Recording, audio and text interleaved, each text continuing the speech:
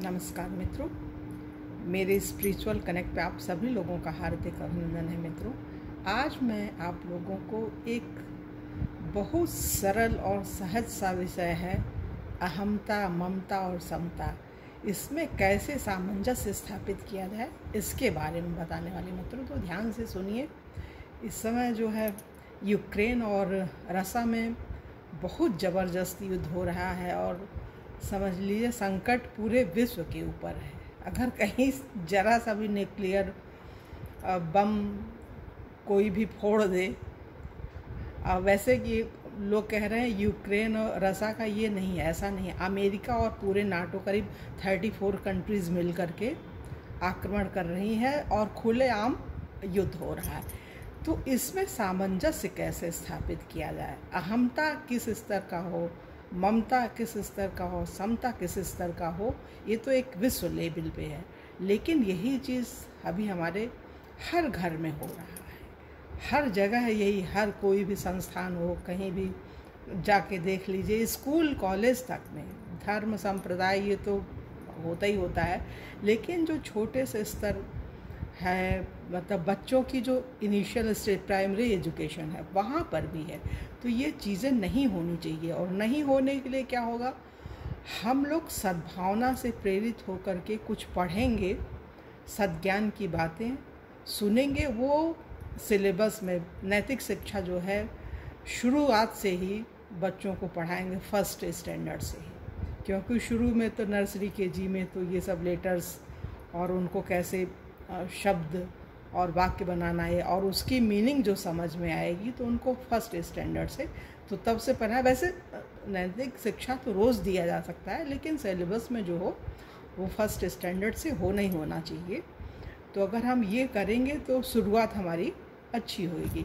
लेकिन अभी जो ये युद्ध हो रहा है रसिया और यूक्रेन, इधर ताइवान और चाइना में, तो ये देख कर के सुन के बड़ा दुख होता है, दर्द होता है। ये लगता है कि विश्व का न्यायालय कर क्या रहा है, वहाँ के लोग कर क्या रहे हैं, पूरे विश्व के जो बड़े बड़े लीडर्स हैं वो क्या कर रहे हैं। मीटिंग तो होती रहती है। अभी समरकंद में हुई, उज्बेकिस्तान में सभी लोग मिले, सीओ के मेंबर्स जो 8 कंट्रीज़ हैं उसमें अपने मोदी जी भी थे। इस समय अध्यक्ष पद भी उनको मिल गया है 1 साल के लिए, और अगले साल यहाँ पे होएगा अपने यहाँ 2-2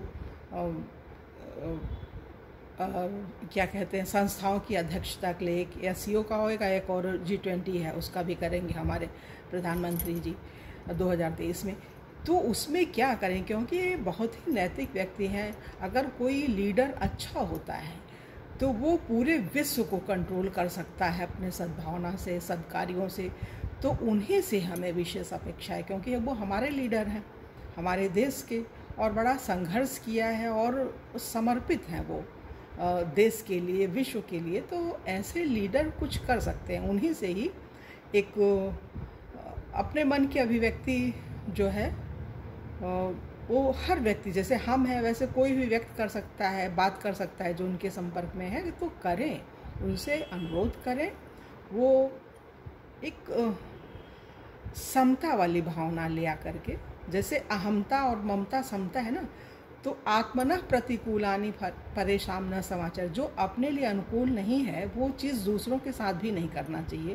पहले तो व्यक्तिगत स्तर पे, फिर परिवार में, फिर जहाँ जो रह रहा है राज्य, देश, और फिर विश्व स्तर पे। तो एक सामंजस्य और समता की भावना होनी चाहिए।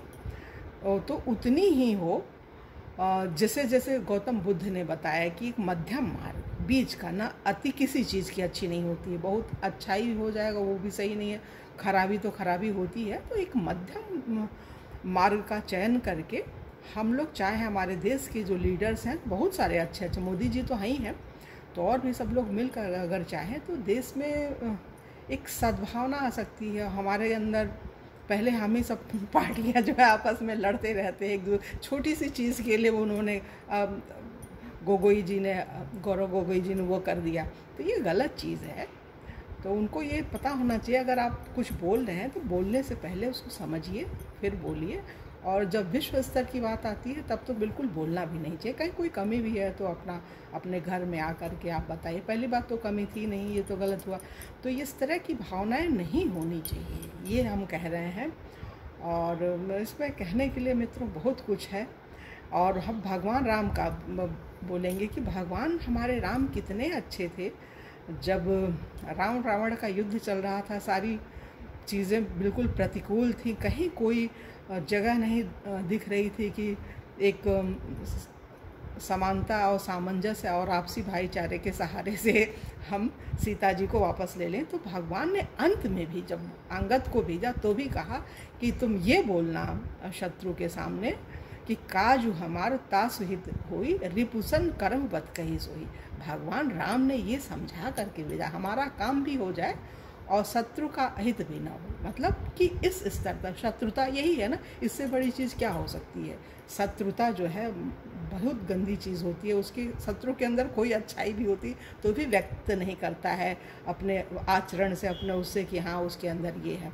तो ऐसा नहीं होना चाहिए। भगवान राम को इसको देख करके अपने जीवन में लाना चाहिए कि अहमता ममता और समता कैसे संतुलित किया जा सके। और दूसरी चीज़ एक है, भगवान अरे हमारे बहुत बड़े कवि हुए हैं कबीरदास जी ने, उन्होंने भी कहा है, उन्होंने क्या कहा है, कंचन तजना सहज है सहज तिरिया का कंचन तजना सहज है सहज तिरिया का नेह मान बढ़ाए ऋषा दुर्लभ तजनी। ये मतलब कि जो सोना होता है या बहुत मूल्यवान चीज़ों को भी हम त्याग सकते हैं और पत्नी के प्रेम को भी त्याग सकते हैं, लेकिन मान बढ़ाई ऋषा, ये 2-3 चीज़ें ऐसी हैं कि इनको आदमी कभी नहीं त्याग सकता है। जब हम इनका त्याग करेंगे तभी वास्तविक संतुलन स्थापित होगा जीवन में और एक खुशहाल हमारा परिवार बनेगा, देश बनेगा और विश्व भी बनेगा। तो ये इस तरह की भावनाएं होनी चाहिए। बस हमें यही लगता है कि हमारी कोई बात वहाँ तक पहुँचाए कि जो विश्व न्यायालय है उनके जो हैं, जैसे अपना सुप्रीम कोर्ट है संज्ञान लेता है, तो विश्व का जो सुप्रीम कोर्ट है वो भी इन चीज़ों को ध्यान में लाए और इस तरह की परिस्थिति न उत्पन्न होने पाए। और हुई है 7 महीना होने जा रहा है युद्ध का, तो इसको कैसे संतुलित किया जाए, कैसे समझाया जाए। एक मीडिएटर तो होना ही चाहिए हर जगह। कहीं भी कोई परिस्थिति ऐसी होती है कि आपस में दोनों का अहम टकराता है, तो उसको संतुलन में लाने के लिए कोई थर्ड व्यक्ति जो है उसमें इंटरवीन करे और उसको समझाए। मध्यस्थता ऐसी होनी चाहिए कि दोनों का ईगो जो है वो प्रभावित ना हो, वो लोग खुशी खुशी इस युद्ध को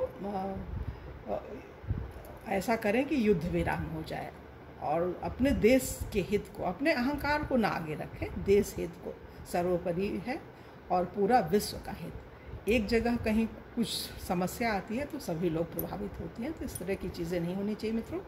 और अब हम सोचते हैं कि इसमें अब ज़्यादा ना बोलते हुए अपनी वाणी को विराम दें और भगवान से प्रार्थना करते हैं प्रभु परमात्मा सबको सद्बुद्धि दीजिए और वो अच्छा काम करें, विश्व हित में काम करें, अपने अहम को आगे रख के कुछ ना करें। अगर अहम आ जाएगा तो फिर काम नहीं होगा अच्छा। अहमता ममता समता को संतुलित करने की सद्बुद्धि परमात्मा सबको दीजिए। बस आपके चरणों में यही निवेदन करते हुए अपनी वाणी को विराम दे रहे हैं और अगले वीडियो में मित्रों आप लोगों से पुनः मिलूंगी। तब तक के लिए जय हिंद, जय भारत। ओम शांति, ओम शांति, ओम शांति।